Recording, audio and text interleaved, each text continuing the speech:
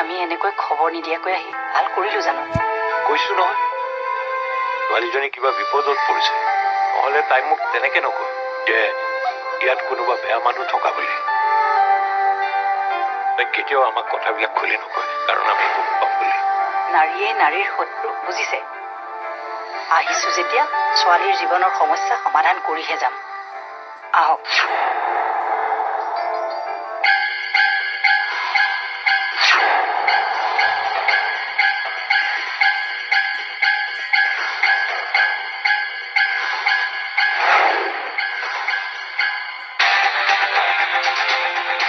Mister Jaivardhan Bezbaroa, নমস্কাৰ।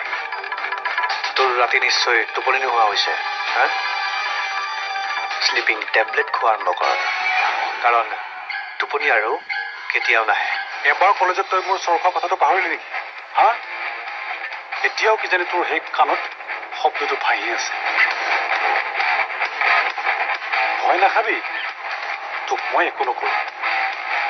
এবাৰ প্ৰতিযোগিতাত হাৰি তই ইমান তললৈ নামি গলি। মোৰ আৰু মোৰ পত্নীৰ বৈবাহিক জীৱনত তই আল লগাও, অফিচত কাম বন নোহোৱা হ'ল নেকি? এইবোৰো কাম কৰি ফুৰিছে। কামটো তোৰ নোহোৱা হ'ব।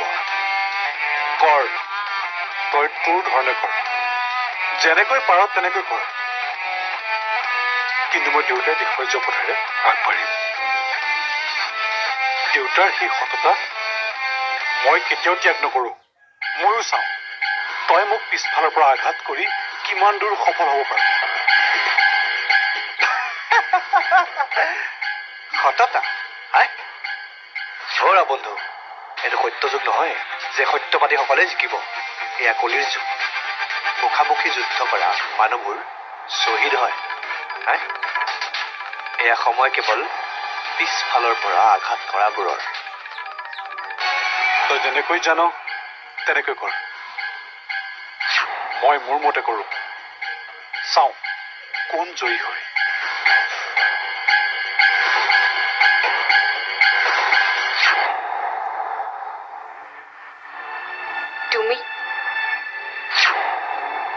তুমি ইয়ালৈ কিয় আহিছা? তুমি মোৰ ঘৰলৈ জয়ৰ অনুপস্থিতিত গৈ মোক বহু কথাই শুনাইছা, বহুবাৰ চেলেঞ্জো কৰিছা। মইতো কেতিয়াও তোমাৰ ঘৰলৈ অহা নাছিলো। আজি এইকাৰণে আহিবলৈ বাধ্য হলো, কাৰণ তোমাৰ কাৰণে মোৰ স্বামীৰ বিজনেছত লোকচান হৈছে। তোমাৰ মোৰ লগত যি প্ৰতিযোগিতা আছে সেয়া চলি থাকক, কিন্তু জয়ৰ ব্যৱসায়ৰ পৰা তুমি আঁতৰত থকাটোৱে ভাল হ'ব। তাৰ মানে তুমি মোক ইয়ালৈ ধমকি দিবলৈ আহিছা? তোমাক আগতেও কৈছো, আকৌ এবাৰ কওঁ, তোমাৰ প্ৰতি মোৰ সহানুভূতি আছে। এগৰাকী নাৰী হিচাপে মই তোমাৰ দুখ অনুভৱ কৰিব পাৰো, কিন্তু তুমি যি পথেৰে গৈ আছা সেই পথেৰে এদিন তোমাৰেই বিনাশ হ'ব। ধ্বংস হৈ যাবা তুমি। ধ্বংসটো মই সেইদিনাই হৈ গৈছিলো, যিদিনা জয়ে তোমাক বিয়া কৰাই আনিছিল। অন্তিমবাৰৰ বাবে সকীয়াই দিছো তোমাক। মোৰ স্বামীৰ অপকাৰ কৰিবলৈ গ'লে বেয়া হ'ব, বুজি পাইছাতো?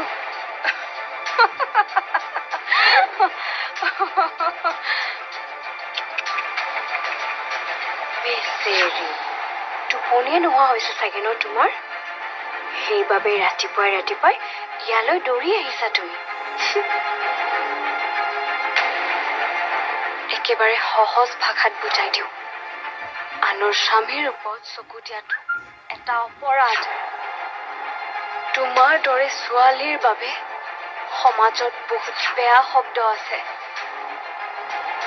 যিবোৰ মই উচ্চাৰণ কৰিব বিচৰা নাই।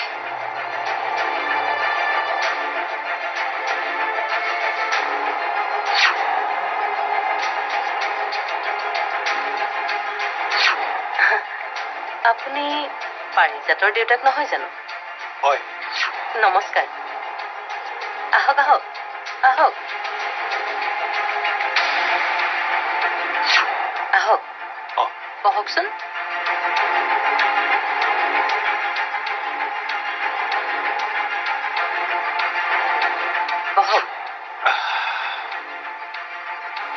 এয়া পাৰিজাতৰ মাক। নমস্কাৰ। পাৰিজাত কিন্তু বৰ গুণী ছোৱালী দেই। আমাৰ বাইদেউৰ ভাগ্যই ভাল। পাৰিজাতৰ দৰে গুণী জ্ঞানী ছোৱালী এজনী বোৱাৰী হিচাপে পাইছে। আপুনি দেখিছেনে, এতিয়ালৈকে মোৰ পৰিচয়টোকে দিয়া নাই। মই জয়ৰ মামীয়েক। পাৰিজাত ঘৰত নাই, অকণমান ওলাই গৈছে। আহিব অৱশ্যে। আপোনালোক অকণমান বহকচোন, নিজৰ ঘৰ বুলিয়ে ভাবিব। বহক দেই, মই আপোনালোকৰ কাৰণে চাহৰ যোগাৰ কৰোঁগৈ।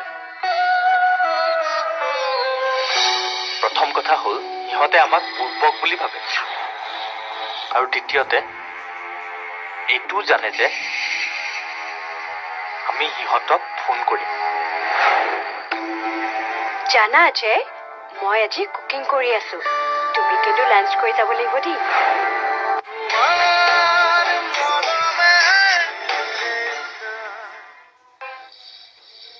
মই মল্লিকা থকা এপাৰ্টমেণ্টৰ চিকিউৰিটিক সুধিছিলো সুপ্ৰভাতৰ ফটো দেখুৱাই। দাদা, এই মানুহজন মল্লিকাৰ বৰুৱা ঘৰলৈ আহি থাকে নেকি? হয়, আহি থাকে।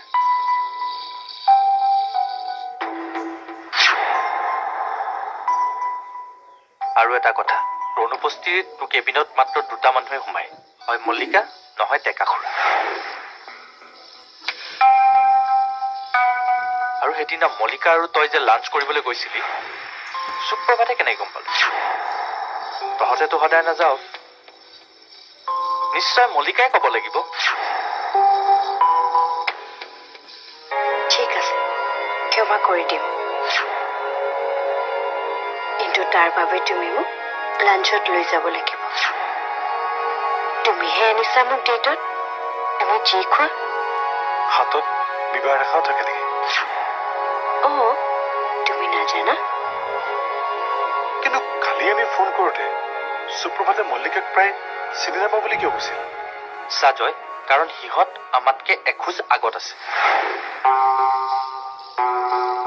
প্ৰথম কথা হ'ল সিহঁতে আমাক বুৰ্বক বুলি ভাবে, আৰু দ্বিতীয়তে এইটো জানে যে আমি সিহঁতক ফোন কৰিম। মল্লিকাক আপুনি বুজি নাপায় জয়, কাৰণ তাই আপোনাৰ সন্মুখত এটা আৰু মোৰ সন্মুখত এটা।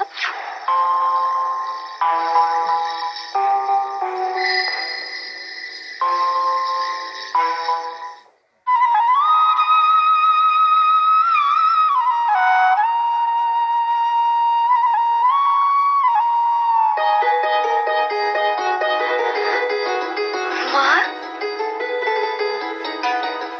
পাৰিজাত, মা, পাৰিজাত,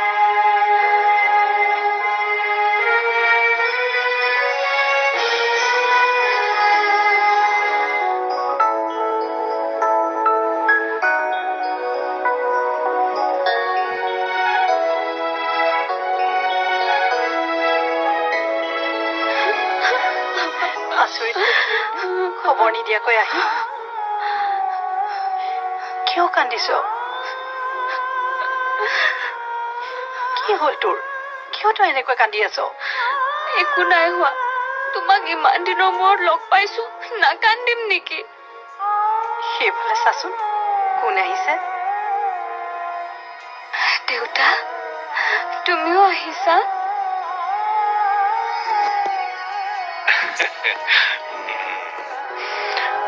হ'ব দে, কোনো খবৰ নিদিয়াকৈ আহি ওলালা যে?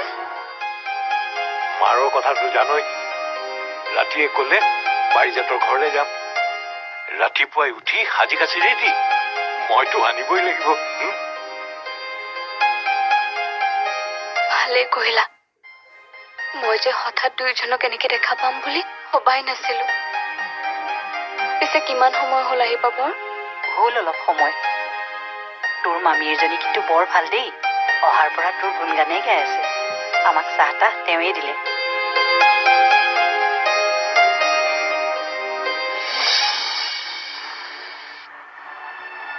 জয়,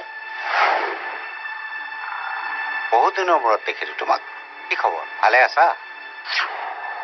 আছো। তুমি নিশ্চয় মল্লিকাক লগ ধৰিবলৈ আহিছা। ৰ'বা মই মাতি দিছোঁ মাজনী মাজনী সোনকালে আহাচোন জয় আহিছে তোমাক লগ ধৰিবলৈ জয় তুমি অকণমান বহা মই অলপ ওলাই যাওঁ অকণমান সময় আছাতো আছোঁ ঠিক আছে তুমি বহা মই ঘূৰি আহি লগ পাম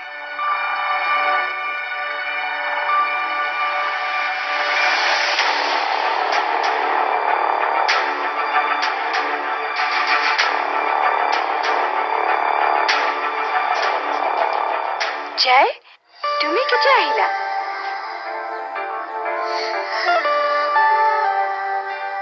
জানা জয় মই আজি কুকিং কৰি আছো তুমি কিন্তু লাঞ্চ কৰি যাব লাগিব দেই বহুত দিনৰ মূৰত তোমাক কেনেকৈ পাইছো ভাল লাগিল তোমাক আজি কলৈকেও যাব নিদিওঁ দিনটো মোৰ লগতে থাকিব লাগিব ইমান মৰম দিম এদিনতে তুমি পাৰিজাতক পাহৰি যাবা আচ্ছা তোৰ চিন্তাৰ কাৰণ সেইটো থাকেও কিছুমান এনেকুৱা ছোৱালী আনৰ গিৰিয়েকৰ ওপৰত নজৰ দিয়া গাঁও চহৰ বুলি কোনো কথা নাই আমাৰ গাঁৱতো আছে এনেকুৱা ছোৱালী মা কেতিয়াবা মোৰ বৰ ভয় লাগে মই জয়ক হেৰুৱাব নিবিচাৰো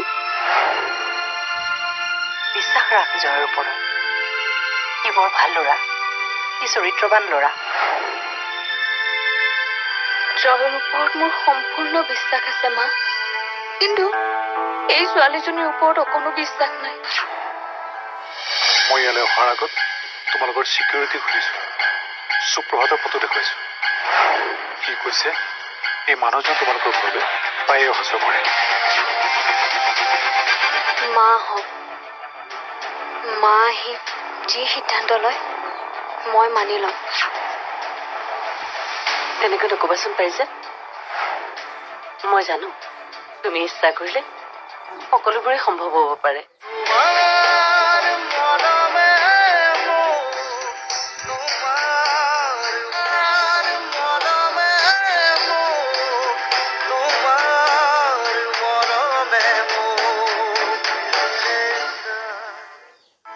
এদিনা জয় তাইৰ আচল চৰিত্ৰ গম পাব এদিনাহে মোৰ সকলো চিন্তাৰ অন্ত পৰিব জয়ে বুজিব নিজৰ ঘৈণীয়েকৰ দুখ সি কিয় নুবুজিব তই কেৱল ধৈৰ্য ধৰ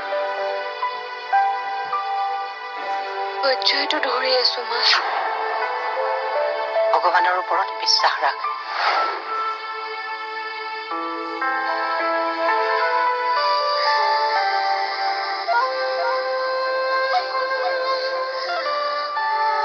জয় চোৱা মই তোমাৰ কাৰণে কি আনিছো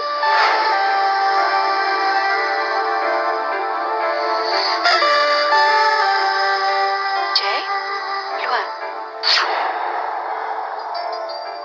মই ইয়ালৈ খাবলৈ অহা নাই মালিকা মই ইয়ালৈ অহাৰ আগত তোমালোকৰ ছিকিউৰিটি সুধিছোঁ সুপ্ৰভাতৰ ফটো দেখুৱাইছোঁ সি কৈছে এই মানুহজন তোমালোকৰ ঘৰলৈ প্ৰায়ে অহা যোৱা কৰে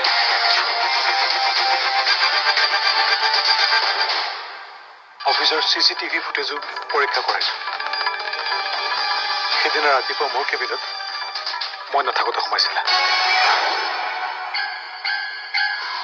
মামীৰ পৰা মই সকলো কথা গম পাইছোঁ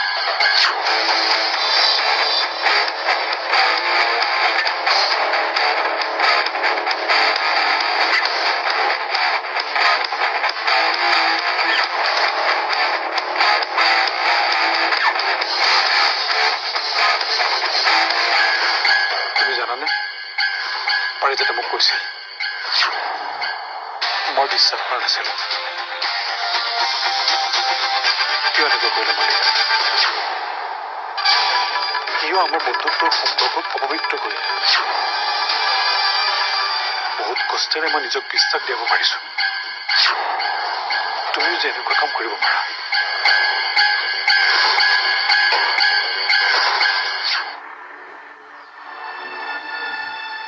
পাৰিজাত তোমাক মই সহায় কৰি দিম নেকি